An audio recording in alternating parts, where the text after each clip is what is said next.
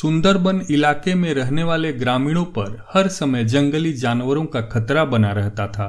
खास तौर पर जो युवक घने जंगलों में लकड़ियां चुनने जाते थे, उन पर कभी भी बाघ हमला कर सकते थे। यही वजह थी कि वे सब पेड़ों पर तेजी से चढ़ने उतरने का प्रशिक्षण लिया करते थे।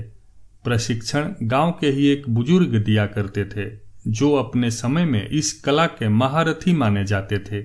आदर पूर्वक सब उन्हें बाबा बाबा कहकर पुकारा करते थे। बाबा कुछ महीनों से युवाओं के एक समूह को पेड़ों पर तेजी से चढ़ने उतरने की बारीकियां सिखा रहे थे और आज उनके प्रशिक्षण का आखिरी दिन था। बाबा बोले, आज आपके प्रशिक्षण का आखिरी दिन है। मैं चाहता हूँ आप सब एक एक बार इस चिकने और लंबे पेड़ पर तेजी से चढ़ उतर कर दिखाएं। सभी युवक अपना कौशल दिखाने के लिए तैयार हो गए।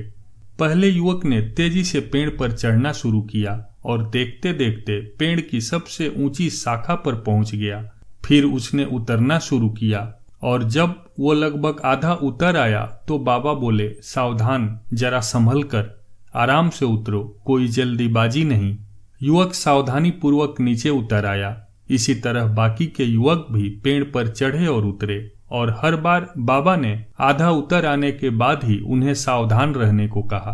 यह बात युवकों को कुछ अजीब लगी और उन्हीं में से एक ने पूछा, बाबा, हमें आपकी एक बात समझ में नहीं आई। पेड़ का सबसे कठिन हिस्सा तो एकदम ऊपर वाला था, जहां पे चढ़ना और उतरना दोनों ही बहुत कठिन था। आपने तब हमें सावधान होने के लिए नहीं कहा, पर जब हम पेड़ का आधा हिस्सा उतर आए और बाकी हिस्सा उतरना बिल्कुल आसान था, तभी आपने हमें सावधान होने के निर्देश क्यों दिए? बाबा गंभीर होते हुए बोले, बेटे, यह तो हम सब जानते हैं कि ऊपर का हिस्सा सबसे कठिन होता है, इसलिए वहां पर हम सब खुद ही सतर्क हो जाते हैं और पूरी सावधानी बरतते हैं। लेकिन जब हम अपने लक्ष्य के समीप पहुंचने लगते हैं तो वह हमें बहुत ही सरल लगने लगता है।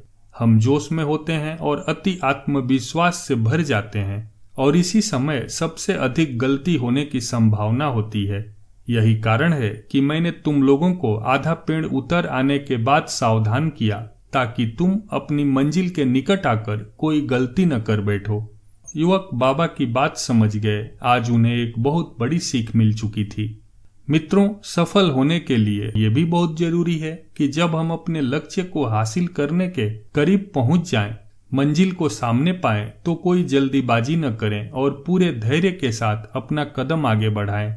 बहुत से लोग लक्ष्य के निकट पहुंचकर अपना धैर्य खो देते हैं और गलतियां कर बैठते हैं, जिस कारण वे अपने लक्ष्य से चूक जाते हैं। इसलिए लक्ष्य के आखिरी पड़ाव पर पहुंचकर भी किसी तरह की असावधानी मत बरतिए।